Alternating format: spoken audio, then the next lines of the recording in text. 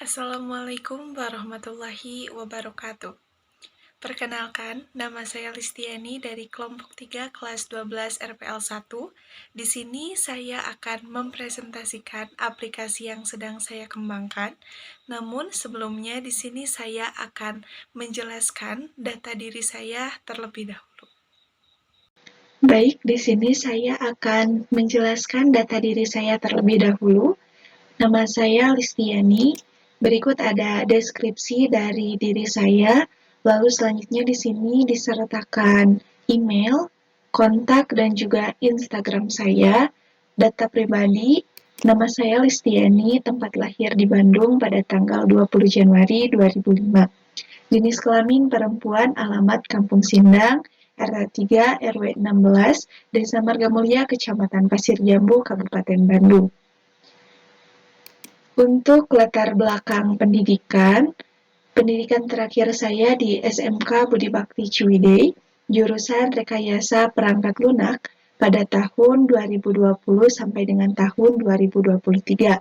Sebelumnya, saya sekolah di SMP Negeri 2 Pasir Jambu pada tahun 2017 sampai dengan tahun 2020.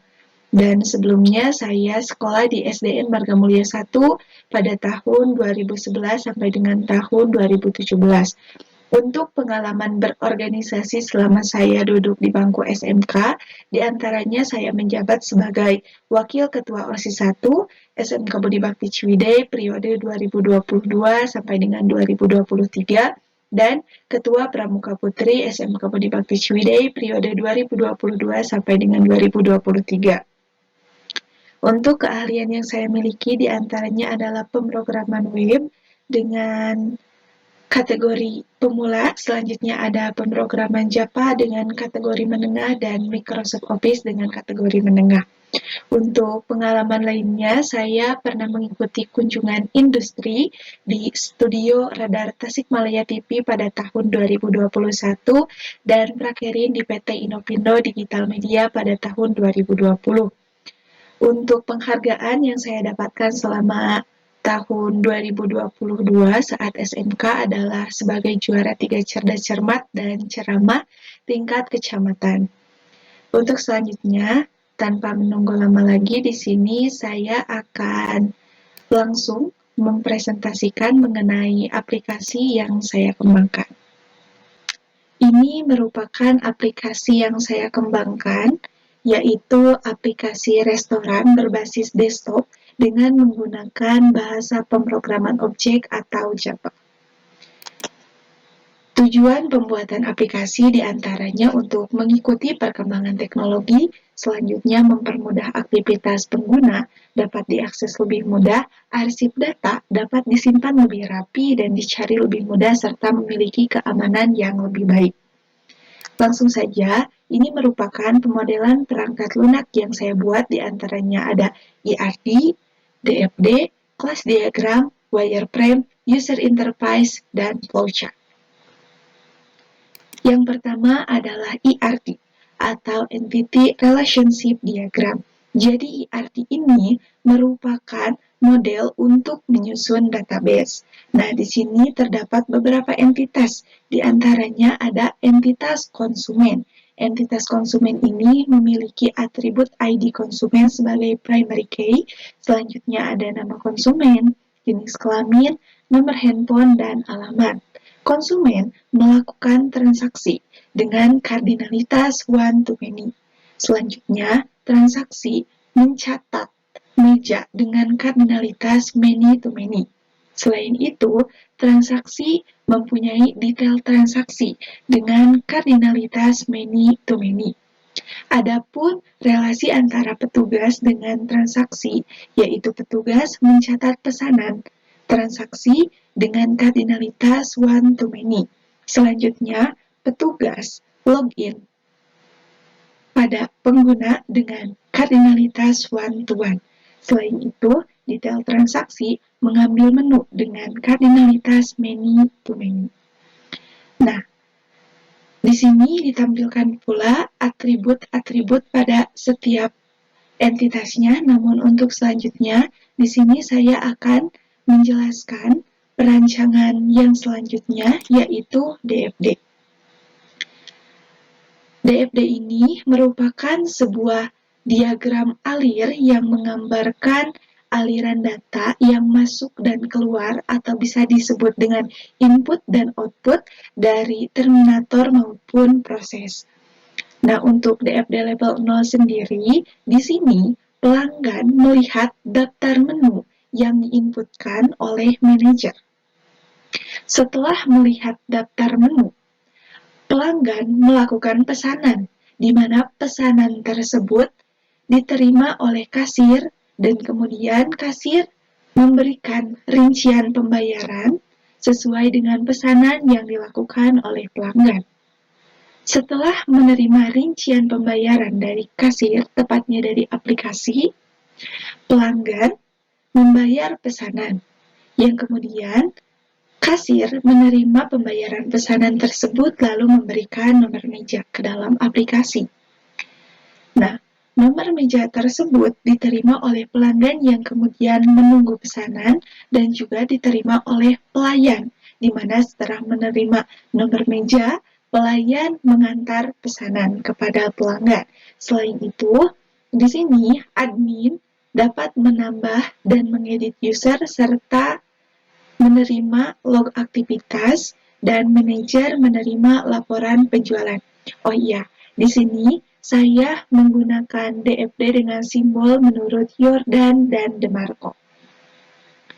Nah, selanjutnya di sini ada DFD level 1 dengan 6 proses, di antaranya proses pemesanan, proses transaksi, antar pesanan, laporan, atur user, dan daftar menu.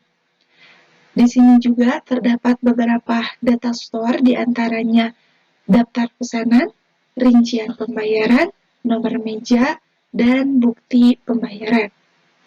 Untuk selanjutnya, di sini ada DFD level 2 proses pemesanan, DFD 2 proses transaksi, DFD level 2 proses antar pesanan, DFD level 2 proses laporan, DFD level 2 proses atur user, dan yang terakhir, DFD level 2 proses daftar menu. Nah, untuk selanjutnya, ini merupakan kelas diagram yang saya buat. Di antaranya, di sini terdapat kelas konsumen yang terdiri dari ID konsumen, nama konsumen, jenis kelamin, nomor handphone, dan juga alamat dengan metode insert data dan update data. Lalu di sini juga ada kelas transaksi yang terdiri dari ID transaksi, tanggal, ID petugas, ID konsumen, ID meja, subtotal, total bayar, dan kembali. Di sini ID konsumen pada kelas konsumen tepatnya sebagai primary key mempunyai relasi terhadap ID konsumen pada kelas transaksi, yang dimana ID konsumen ini sebagai foreign key. Selain itu, di sini terdapat kelas meja, detail transaksi, menu, nama petugas, pengguna, dan log pengguna, sebagaimana yang saya tampilkan. Selanjutnya, di sini ada wireframe. Jadi, wireframe ini merupakan sketsa dari aplikasi yang akan saya buat atau saya kembangkan. Di sini terdiri dari wireframe login, lalu ada dashboard manager, data menu, data meja, laporan transaksi penjualan, laporan pendapatan penjualan, log aktivitas pegawai, dan juga tentang. Ini adalah laporan pegawai yang digunakan pada laporan untuk melihat data pegawai. Nah, selanjutnya di sini ada dashboard admin, data pegawai, data pengguna, log aktivitas pegawai, tentang, dan selanjutnya ada dashboard kasir yang terdiri dari transaksi, catatan transaksi, data pelanggan, update status meja, tentang, daftar pelanggan, daftar meja, dan juga nota. Nah, untuk selanjutnya di sini ada tampilan user interface. Kadang masih banyak yang kesulitan untuk membedakan antara wireframe dengan user interface. Jadi wireframe sebagaimana yang saya jelaskan tadi merupakan sketsa. Sedangkan user interface merupakan tampilan visual, yaitu tampilan yang memang akan ditampilkan pada program ketika sudah selesai dibuat atau dikembangkan. Di sini ada user interface sebelumnya login, lalu pada manager ada dashboard, data menu, data meja, laporan transaksi penjualan, laporan pendapatan penjualan, kemudian ada log aktivitas pegawai tentang dan laporan pegawai yang digunakan pada laporan transaksi penjualan untuk melihat laporan berdasarkan nama pegawai. Selanjutnya, pada admin ada dashboard, data pegawai, data pengguna, log aktivitas pegawai, dan juga tentang. Pada kasir terdapat dashboard, transaksi, catatan transaksi, data pelanggan, update status meja, tentang, daftar pelanggan, daftar meja, dan juga nota. Selanjutnya, ini merupakan tampilan dari flowchart yang saya buat, di mana flowchart ini merupakan alur dari program yang saya kembangkan.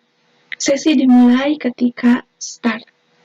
Di sini, user diminta untuk login dengan menginputkan username dan password.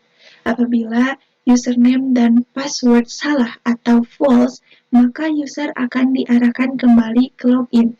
Namun, jika username dan password valid atau bernilai true, maka user akan diarahkan ke dalam halaman sesuai dengan hak akses yang dimiliki. Nah, di sini terdapat 3 hak akses, yaitu hak akses sebagai manajer, admin, dan kasir. Jika user memiliki hak akses sebagai manajer, maka user akan diarahkan ke dalam halaman manajer yang terdiri dari dashboard, data menu, data meja, laporan transaksi, laporan pendapatan, log aktivitas pegawai, dan juga tentang. Namun, apabila user memiliki hak akses sebagai admin, maka user akan diarahkan ke dalam halaman admin yang terdiri dari dashboard, data pegawai, data pengguna, log aktivitas pegawai, dan juga tentang. Selain itu, jika user memiliki hak akses sebagai kasir, maka user akan diarahkan ke dalam halaman kasir yang terdiri dari dashboard, transaksi, catatan transaksi, data pelanggan, update status meja, dan juga tentang.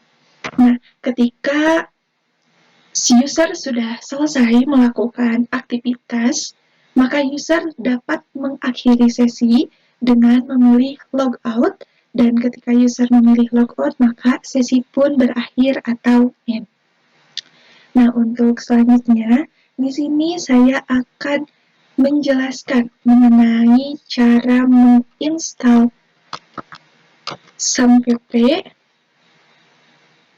NetBeans, JDK, dan plugin yang saya gunakan. Pertama di sini adalah cara menginstal SAMPP. Nah, pertama, Anda dapat mendownload SAMPP melalui website Apache Plains. Untuk selanjutnya dapat melakukan penginstalan SAMPP. Jadi ketika folder atau aplikasi sudah diunduh, lalu akan masuk ke dalam dokumen atau misalnya tepatnya pada download, di sana dapat klik kanan, selanjutnya run as administrator, lalu kita dapat menginstal aplikasi tepatnya SAMPP yang telah kita download. Di sini dapat memilih next, lalu selanjutnya pada tampilan selanjutnya akan muncul pilihan mengenai komponen mana dari SAMPP yang ingin dan tidak ingin Anda install. Beberapa pilihan seperti Apache dan PHP adalah bagian penting untuk menjalankan website dan akan otomatis diinstal.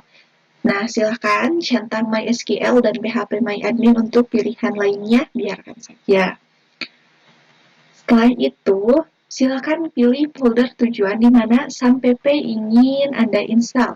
Di sini sebagai contoh, disimpan pada direktori C SAMPP.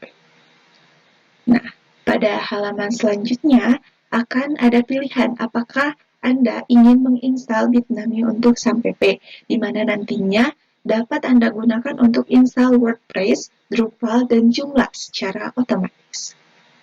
Pada langkah ini, proses instalasi SAMPP akan dimulai. Silakan klik tombol Next. Nah, ini merupakan proses instalasi. Setelah berhasil diinstal, akan muncul notifikasi untuk langsung menjalankan kontrol panel. Silakan klik Finish. Untuk cara menjalankan SAMPP sendiri, silakan buka aplikasi SAMPP, kemudian klik tombol Start pada Apache dan MySQL. Jika berhasil dijalankan, Apache dan MySQL akan berwarna hijau, seperti gambar di bawah ini. Nah, itu merupakan cara menginstal dan menjalankan SAMPP. Selanjutnya, cara menginstal JDK atau Java Development Kit. Nah, berikut merupakan tampilan website resmi untuk download JDK 8. Silahkan untuk scroll ke bawah sampai menemukan versi Java SE Development Kit 8U102.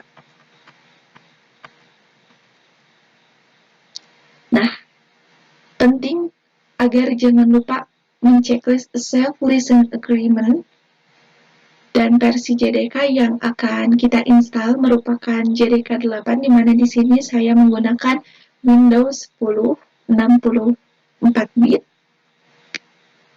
Setelah proses download selesai, di sini kita dapat menginstal software JDK dengan cara membuka program yang telah di-download. Dapat dilakukan dengan cara double klik, lalu kemudian klik Next.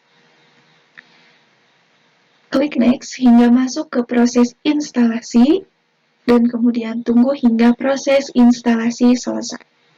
Setelah selesai, klik Close untuk menutup proses instalasi.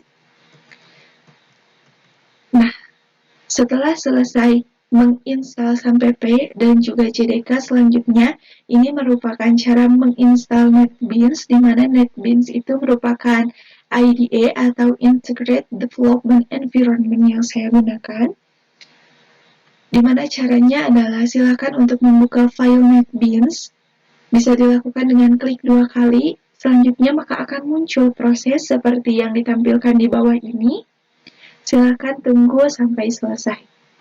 Klik Next untuk melanjutkan, kemudian silakan centang dan klik Next untuk melanjutkan. Setelah itu, pilih I accept yang menandakan untuk menyetujui, lalu pilih Next untuk melanjutkan. Selanjutnya, pilih letak instalasi NetBeans dan arahkan letak JDK ke folder instalasi JDK, lalu klik Next untuk melanjutkan. Nah, seperti gambar di bawah ini, di sini disimpan di direktori C. Selanjutnya, silakan tunggu proses hingga selesai, lalu klik Next. Nah, klik Finish untuk membuka aplikasi NetBeans, dan ini merupakan tampilan awal dari NetBeans. Selanjutnya, di sini saya menggunakan e-report, maka kita harus memasukkan plugin-nya terlebih dahulu. Untuk menambahkan plugin baru, dapat dilakukan dengan cara memilih menu Tools, Plugin, dan klik tab Download, lalu pilih Add Plugins.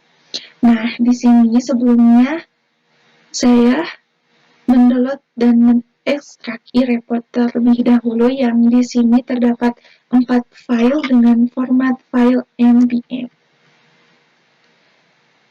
Nah, setelah memilih Add Plugins, dapat kita cari file e-report yang sudah diekstrak tadi. Setelah membuka folder yang telah diekstrak tadi, Ctrl A, lalu pilih Open keempat filenya. Pastikan sudah tercentang semua, kemudian klik Install pada pojok kiri bawah ini, lalu pilih Next, dan install saja IDE installernya. Install. Lalu kemudian NetBeans akan restart sendiri dan kemudian kita dapat membuka NetBeans dengan plugin yang berhasil kita tambahkan. Selain itu, di sini saya juga menambahkan library JCalendar dan juga library untuk e-report untuk aplikasi yang saya kembangkan ini. Nah, tanpa menunggu lama, langsung saja di sini saya akan menunjukkan cara untuk mengimport database. Langkah pertama adalah membuka PHP MyAdmin terlebih dahulu. Selanjutnya, di sini kita bisa memilih new untuk membuat database baru. Berikan nama database. Sebagai contoh, di sini saya memberikan nama dbkasir underscore HTML. Lalu create. Nah, setelah itu pilih import. Kemudian pilih file SQL-nya, lalu pilih open. Nah, setelah itu pilih import.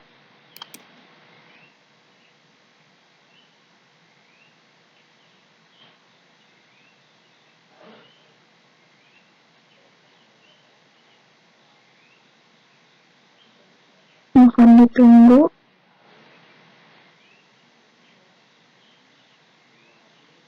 Lalu database tersebut sudah berhasil kita import. Nah, di sini saya akan menjalankan aplikasi, dapat memilih run, lalu run file. Di sini, user diminta untuk memasukkan username dan password. Yang pertama, saya akan menginputkan username dan password yang memiliki hak akses sebagai manajer.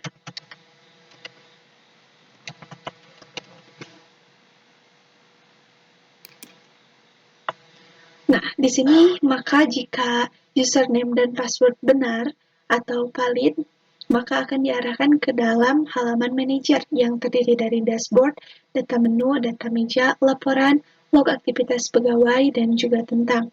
Pada halaman dashboard ditampilkan kalimat selamat datang, nama username, dan juga ditampilkan ID dari pengguna yang sedang login.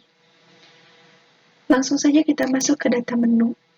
Di sini manajer dapat menambah menu baru. Misalnya sebagai contoh di sini saya menambahkan menu dengan nama Tahiti. Kategorinya adalah minuman, harganya adalah 10.000, kemudian stoknya 100. Simpan. Data berhasil disimpan, dapat kita cari di sini Tahiti. Nah, selanjutnya untuk mengedit, dapat kita klik data dari yang akan kita edit, kemudian kita edit. Misalnya di sini kita edit random saja. Jika sudah yakin dengan data yang kita edit atau kita update, di sini kita dapat memilih edit. Dan data tersebut sudah berhasil kita edit. Seperti ini. Begitupun dengan cara menghapusnya. Dapat dilakukan dengan cara mengklik data kemudian hapus. Sebelumnya akan ada konfirmasi apakah yakin ingin menghapus data menu dengan ID MN018. Jika yakin, pilih OK. Dan data tersebut sudah berhasil diedit. Seperti itu. Kemudian di sini ada data meja. Untuk tambah, simpan, edit, dan hapusnya memiliki cara yang sama dengan data menu. Jadi di sini langsung saja akan saya tunjukkan. Di sini saya menambahkan data baru.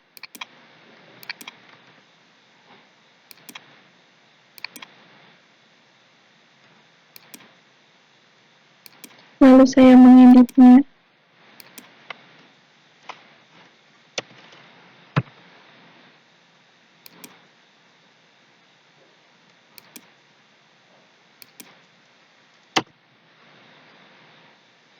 Nol itu menandakan bahwa mejanya itu kosong. Dan kemudian saya menghapus data tersebut.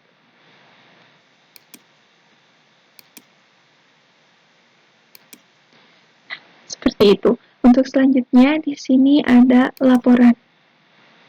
Di sini, manajer dapat melihat laporan transaksi penjualan berdasarkan tanggal atau laporan harian, kemudian bulanan dari tanggal sekian sampai dengan tanggal sekian.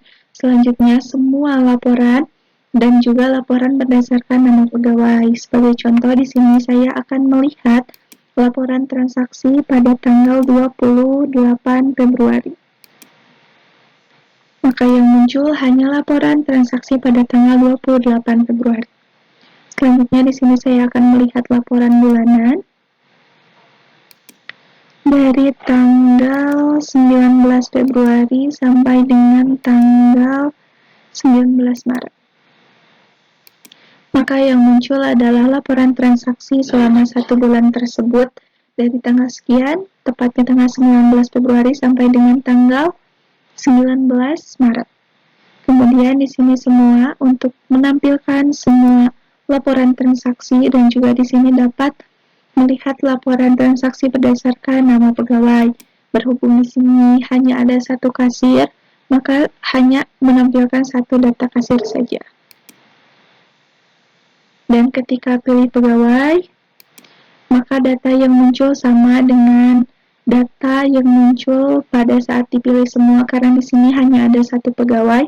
Namun saat memilih pegawai berdasarkan nama pegawai, maka di sini akan ditampilkan ID, nama, dan juga jabatan dari pegawai yang kita ingin lihat transaksinya. Di sini juga terdapat log aktivitas pegawai, di mana log aktivitas pegawai ini menampilkan semua aktivitas yang dilakukan oleh pegawai. Untuk selanjutnya di sini juga ada halaman tentang. Halaman tentang ini menjelaskan bahwa aplikasi kasir restoran merupakan sebuah sistem yang digunakan untuk melakukan transaksi pembayaran kasir pada restoran atau kafe. Jadi, halaman tentang ini menjelaskan bahwa aplikasi restoran ini merupakan aplikasi tentang apa seperti itu.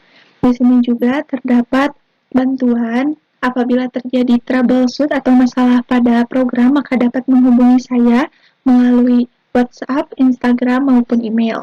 Nah, selanjutnya ketika manajer sudah selesai melakukan semua aktivitas, manajer dapat keluar dari aplikasi dengan mengklik button atau icon pada pojok kanan atas ini dan akan diarahkan ke dalam halaman dashboard. Jika sudah yakin, silakan pilih kembali dan akan diarahkan kepada halaman login. Nah, selanjutnya di sini saya akan menginputkan username dan password yang memiliki hak akses sebagai admin.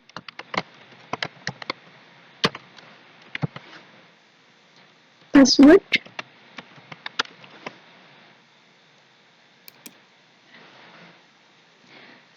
Di halaman admin sendiri, selain dashboard, ada data pegawai, data pengguna, log aktivitas pegawai, dan tentang.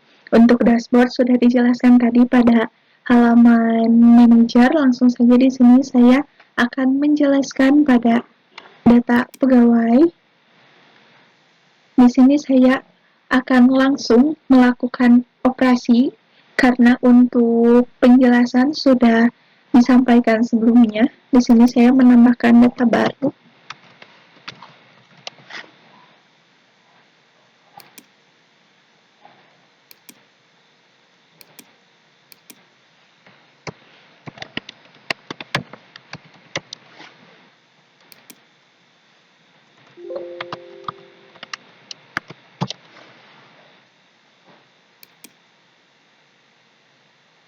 Lalu saya akan mengedit datanya.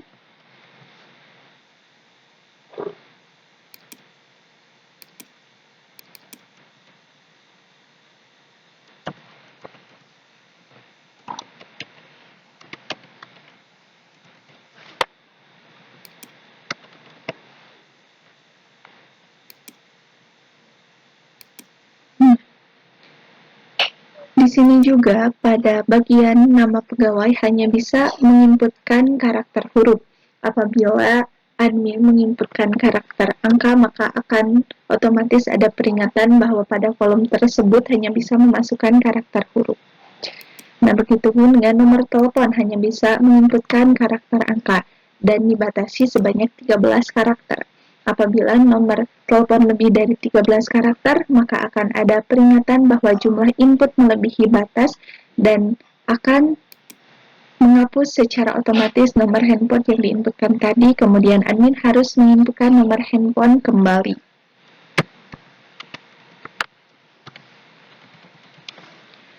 Namun untuk alamat sendiri di sini bisa menggunakan karakter angka dan juga karakter huruf. Di sini langsung saja saya akan menghapus datanya, maka data berhasil dihapus. Selanjutnya di sini ada data pengguna yang menampilkan dua tabel di sini karena saya menggunakan dua tabel. Di sini ada tabel pegawai dan pengguna. Fungsi tabel pegawai ini adalah untuk menginputkan atau memilih ID pegawai untuk pengguna. Jadi, username dan password serta email dan juga aktif dapat diinputkan dengan memilih ID pegawai berdasarkan data yang ada pada tabel pegawai. Nah, sebagai contoh di sini saya akan menginputkan data baru, namun sebelumnya di sini harus menambahkan data pegawai terlebih dahulu.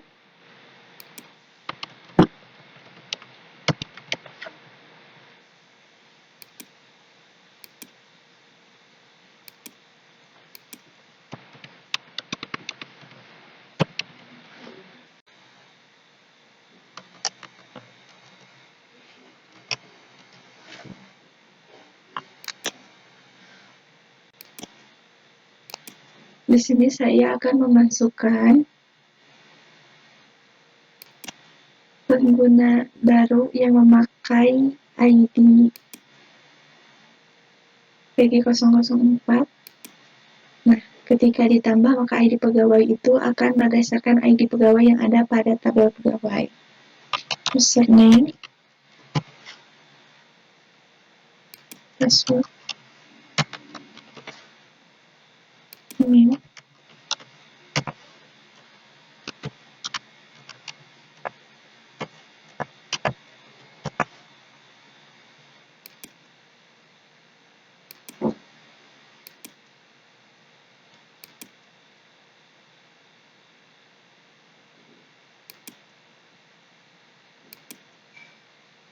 Lalu saya akan mengedit datanya.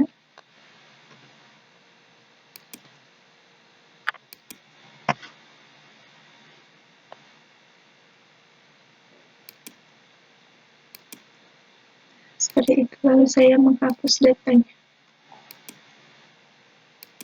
Nah, untuk aktif sendiri, aktif di sini menandakan user yang sedang login atau tidak sedang login. Jika sedang login, maka aktif akan bernilai 1, dan jika sedang tidak login, maka aktif akan bernilai 0.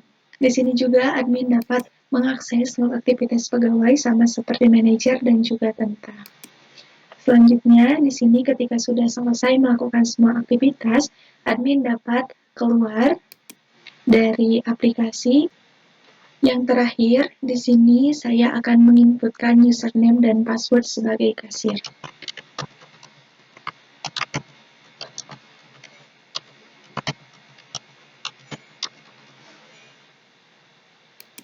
Nah, di halaman kasir sendiri sama seperti manajer dan juga admin, di sini ada halaman dashboard. Selain itu ada halaman transaksi, catatan transaksi, data pelanggan, aktif status meja, dan tentang. Untuk dashboard sama seperti halaman admin dan juga manajer, selanjutnya saya akan menjelaskan untuk halaman transaksi. Nah, di sini kasir dapat menambahkan transaksi baru. Bisa memilih button tambah. Kemudian di sini kasir bisa memilih pegawai yang akan melakukan transaksi atau melakukan pemesanan. Selanjutnya di sini kasir dapat menginputkan pelanggan tersebut memilih meja dengan kategori apa. Sebagai contoh single, lalu untuk menunya di sini memilih spaghetti bolognese, misalnya sebanyak 1. Lalu tambah, Kemudian minumannya, misalnya di sini memilih kopi susu brown sugar.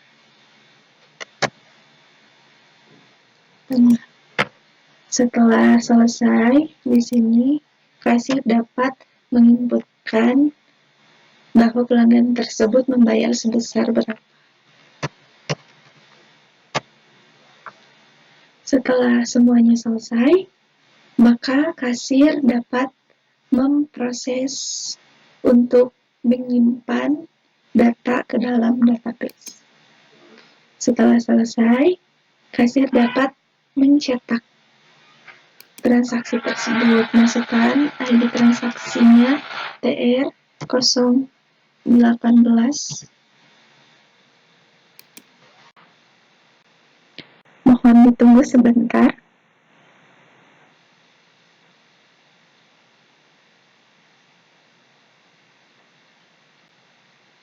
Nah, maka di sini akan ditampilkan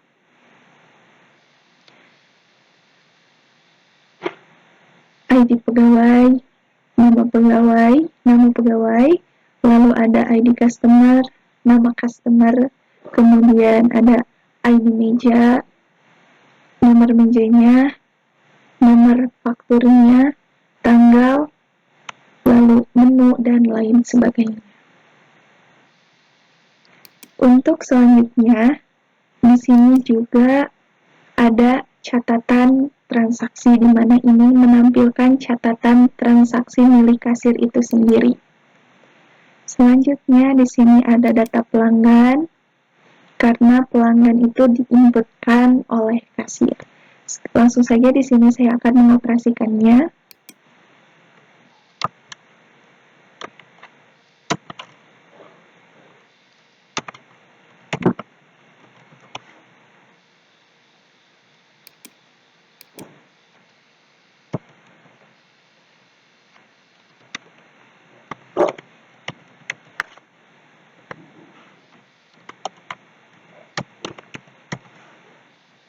Setelah selesai, bisa memilih simpan.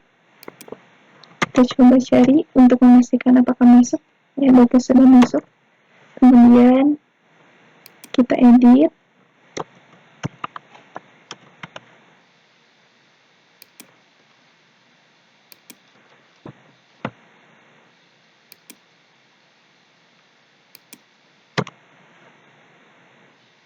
Sudah berhasil diedit dan kita hapus. Nah, untuk selanjutnya, di sini juga ada update status meja. Nah, di mana ketika pelanggan sudah selesai untuk makan di restoran atau kafe ini, di sini kasir dapat mengedit kembali status meja dari yang asalnya 1 atau terisi menjadi 0, karena ketika meja tersebut dipakai maka statusnya akan menjadi 1. Nah, di sini kasir bisa kembali mengedit status meja menjadi 0 yang menandakan bahwa meja tersebut sudah kosong. Seperti ini. Nah, selanjutnya di sini juga ada tentang, sama seperti halaman tentang pada halaman manajer dan juga admin. Setelah selesai melakukan semua aktivitas, di sini kasir bisa log out atau keluar. Sebagaimana yang dijelaskan sebelumnya, bahwa aplikasi kasir restoran ini memiliki banyak manfaat. Salah satunya adalah mempermudah proses transaksi pengguna, terutama di era revolusi industri seperti saat ini. Sekian presentasi dari saya. Terima kasih dan mohon maaf atas segala kekurangan. Wabillahi taufiq wal hidayah. Wassalamualaikum warahmatullahi wabarakatuh.